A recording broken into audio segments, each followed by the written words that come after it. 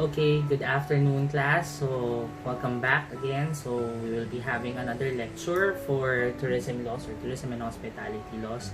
So, last time we have already discussed the 6 kinds of employments. We also discussed the hotel standards, the double probation standards.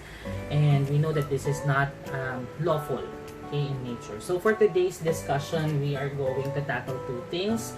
The first one is what we call as the management prerogative, and then the second one is part 1 for the termination of employment of just cause, for just cause, okay, just cause reasons. So we will be discussing the first 3 items, which are serious misconduct, willful disobedience, and gross and habitual negligence. So, let's start with our discussion. So, the first one is basically management prerogatives. So, when we talk about management prerogatives, it only says here that an employer is free to regulate according to his own judgment and discretion all aspects of employment, including the following: hiring, work assignment, work methods, time, place, and manner of work, tools to be used, process to be followed, supervision of workers, working regulations, transfer of employment, work supervision, layoff of workers, and the discipline and dismissal and recall of the workers.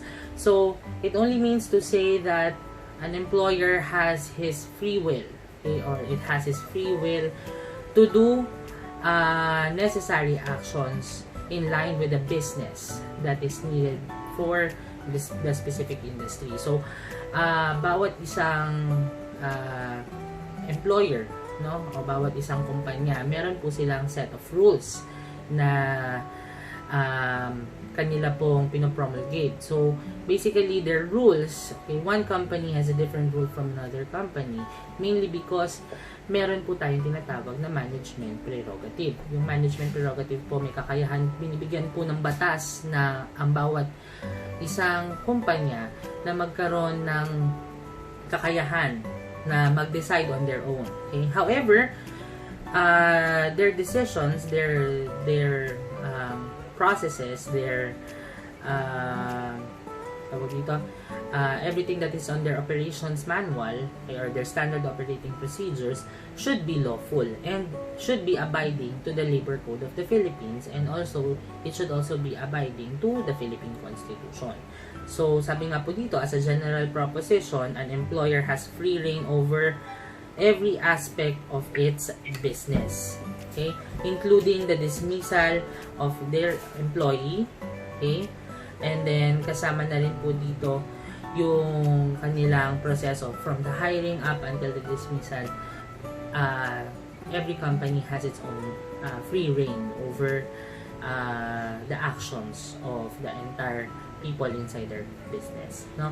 So that is management prerogative. So again, balikan lang natin yung components or yung mga bahagi ng management prerogative. So number 1 is hiring. So companies can directly impose their hiring qualifications, okay, on a specific job or a specific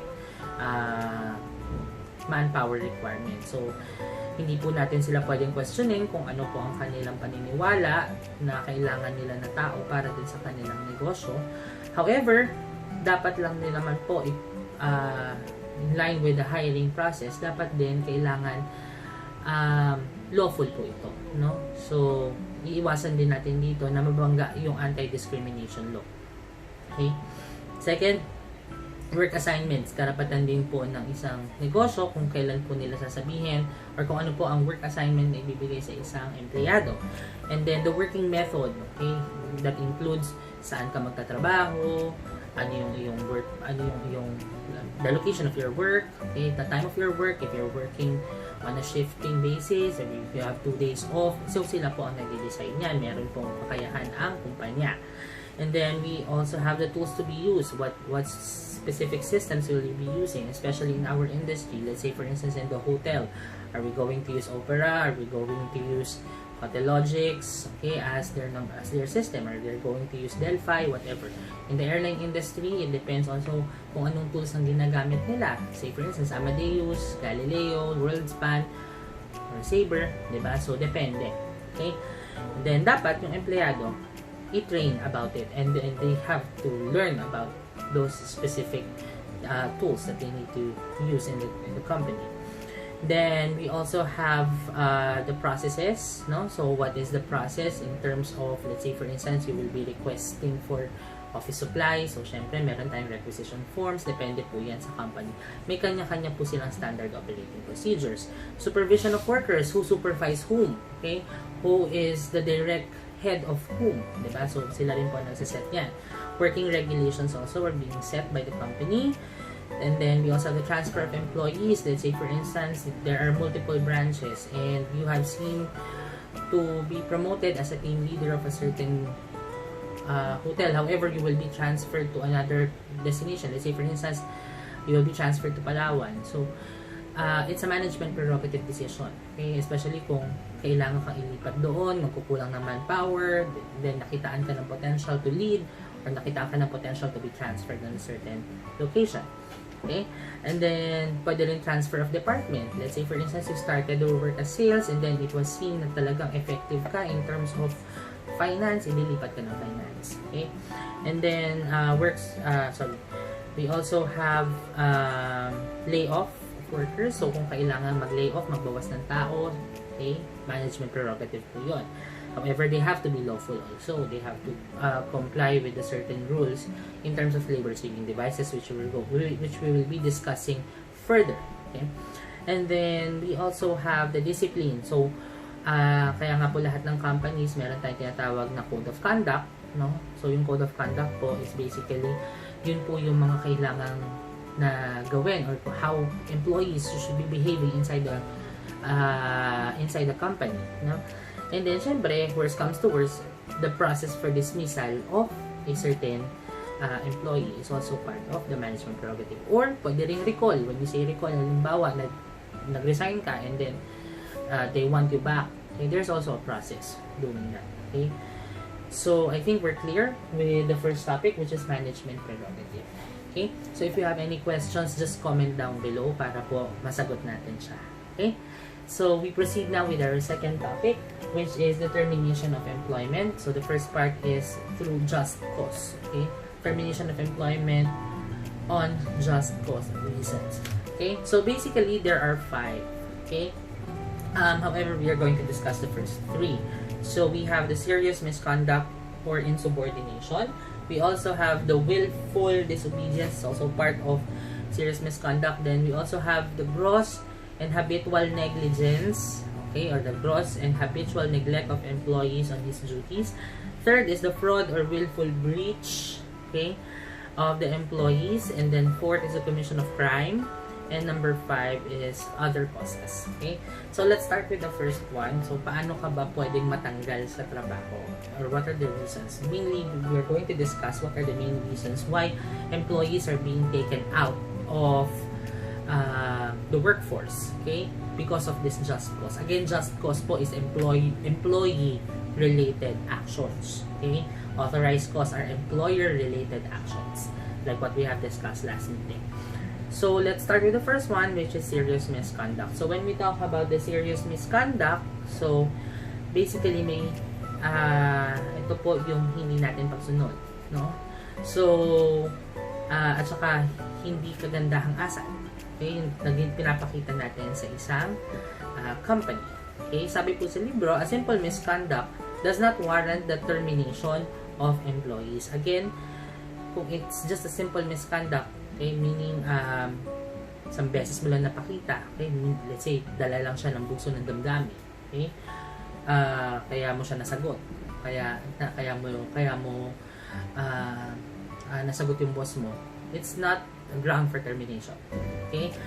It should be serious misconduct. When we talk about serious misconduct, these are the qualifications. Number 1, it must be serious. So when we talk about serious, talagang it was intended for. Okay? Hindi siya something that just bursted out. Okay? Or something that is uncontrollable. It should be something that is intended for. And then, second, it must be related to the performance of the employee's duties. So, dapat may kinalaman daw po yung misconduct doon sa trabaho ng isang empleyado. Pangatlo, It must show that the employee has become unfit to continue working as an for the employer. Okay? Say for instance, halimbawa, there's a front desk clerk, okay, and she's working in a 5-star hotel. And apparently, while she's working,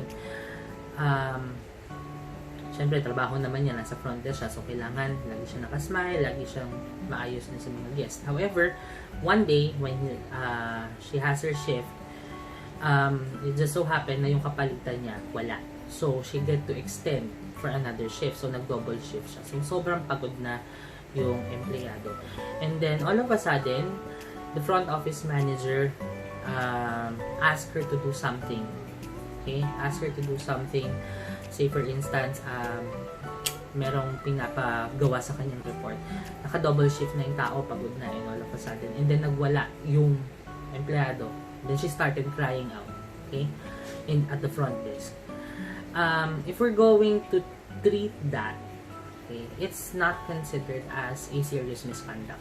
Kasi unang-una sa lahat, meron kasing tawag dito, merong nangyari prior kung bakit siya nag-burst out. Okay? And it's not intentional. Okay? However, say for instance, ganito naman yung mga serious misconduct natin, no? Halimbawa, you are under shift sa front desk clerk, and then inutusan ka ng front office manager. Masabi niya, okay, you print your audit reports now. Okay? Or you print your cashier report. Okay? And then you said, why should I? Okay? Bakit? Hindi pa tapos yung shift ko. Diba? And then, pinaliwanag niya sa'yo, kailangan namin for the reporting with the GM. I don't want to. And you answered, I don't want to. Gusto mo ikaw mag-print. Okay? Something like that. So, those are considered a serious misconduct. Okay? Especially if it's rampant or paulit-ulit. Or talagang nakikita talaga sa personality mo na ikaw ay yung tao na talagang always against everything. So, yun, medyo nagka-cause siya ng serious misconduct. Kasi unang-una, serious siya in nature. It is intentional. Second, it involves your job. Okay? Because ang pinapagawa naman ng boss mo ay related sa trabaho mo. And third, because you don't want to do it, you become unfit to do it. Okay? So, I think we're clear about it. So, what are the causes of serious misconduct? Okay? Number one, okay, we have here assaulting a co-employee resulting to a fight. Let's say, for instance, ayun, halimbawa, nagkatarayan sila sa loob ng isang office, and then sinugod mo, diba? Sinabi mo, ano problema mo? And then, pareho kayo nagtaasan ng boses, and then, all of a sudden, you invited that person for a fist fight. Okay, that is serious misconduct already. Okay, and then, an employee may be dismissed for a violation reasonable in the company's rules or regulations adopted on the conduct of the company's business. So, yun nga po yung dinidiscuss ko. Kung halimbawa, yung misconduct mo is related also on the code of conduct ng inyong business. Okay? So, pwede ka matanggal. And then, the last is you were caught using, probably, distributing prohibited drugs within the company's premises. That is also considered as serious misconduct, and it's actually a criminal law. It's a criminal case rather. Okay? Next, we proceed now with the second one, which is willful disobedience. Okay? So, actually, yung willful disobedience is under serious misconduct. Okay? Ang willful disobedience po kasi ay, kung padadaliin natin siyang tawagin, is called insubordination. Yun yung sinabi ko kanina, yung example dun sa front desk, na ayaw nang sumunod. Yung hindi pagsunod ay basically considered a serious misconduct. Okay? So, it is your job as an employee to follow the rules and regulations set by the management, especially your supervisor. Kasi yung supervisor mo naman, binibigyan ka ng task niyan related to the job that you were actually you need to do. Okay? So, if found that the employee is not following any specific rules and regulations, or they're not doing their job properly, probably that can be a ground or just cause ground for termination. So, meron tayong examples, no, when we talk about willful disobedience. Number one, there's a failure to render service during, let's say for instance, failure to render service during overtime when required and necessary. Kaya, halimbawa, sinabi nung boss mo, wala yung ka-shift mo kailangan mong mag-double shift. And then you said, hindi ako pwede sir kasi ganito, ang dami mong reasons. Siguro once pwede or twice, but if you're going to do it ng paulit-ulit, no, medyo magkakaroon tayo ng concern doon, and that is considered as insubordination already. Okay, there are some companies that are lenient. Again, it's management prerogative. There are some companies that are lenient, and when they say, sige, okay lang kung hindi ka talaga pwede, I'll just look for other people. But some companies are very strict, or probably here in the Philippines, marami talagang companies din sa atin na very strict in terms of this one, of insubordination. Pag sinabi sa'yo na you have to do this, and you failed to attend the overtime work that is being given to you, even though you're paid for it, diba? Pwede kang matanggalan ng trabaho. Second is not following the orders in the memorandum. So most of the companies, actually it's a business practice, no, that the management is actually communicating to all of its department using a memorandum.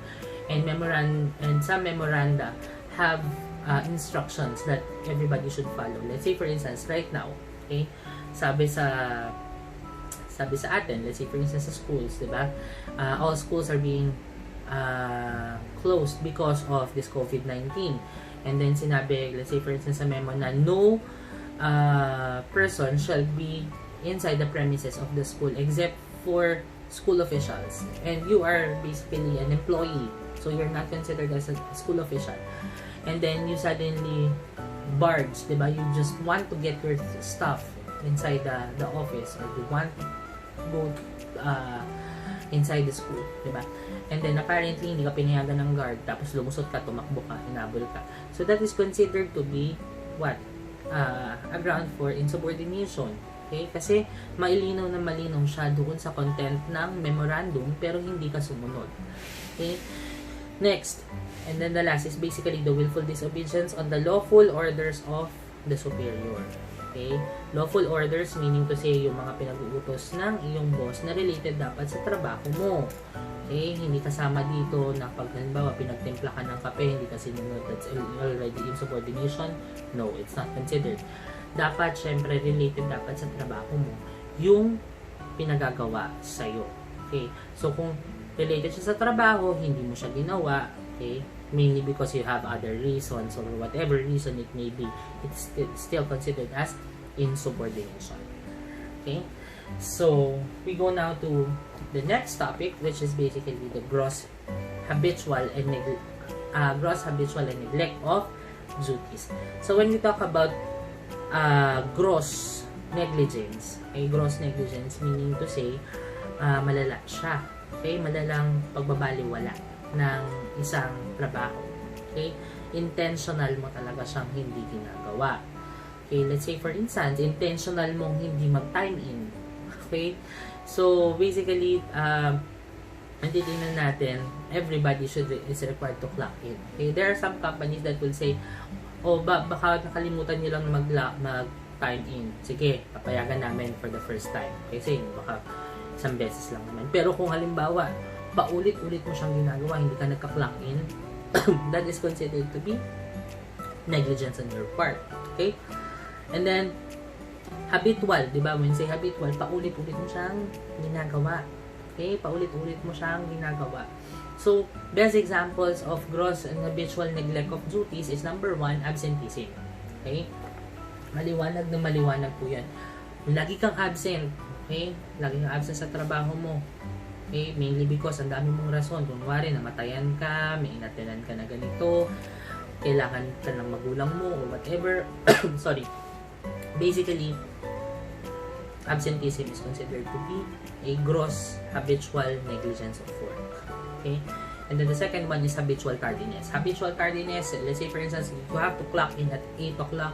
You're always clocking in at 8:15, 8:30, 9 o'clock. Walang araw na nagmimintis ka, o kung sa isang linggo, isang beses ka lang pumapasok on time, the other 4 days, hindi ka nakapasok on time, that is considered for grounds for termination. Okay? So, I think we have already tackled everything. We have covered everything for today. Next meeting, we are going to discuss the other parts of just cause termination. So, we have the fraud and willful breach. We also have the other concerns analogous on just cause. Then we will also discuss the authorized causes for the termination of employment. So that includes installation of labor-saving devices, redundancy of work, retrenchment, closure, cease and desist, diba? Disease as a grounds for termination is also considered as just authorized cause, like what we have also discussed. And then what are the different procedures in terminating an employment? So dito po nagtatapos ang ating lecture for Tour 125 or our legal aspects for tourism and hospitality. Next meeting, we will continue our discussion. So for any questions, any concerns, any comments that you want, or any feedback, please feel free to comment down on this video. Don't forget to like, subscribe on my channel. Thank you very much.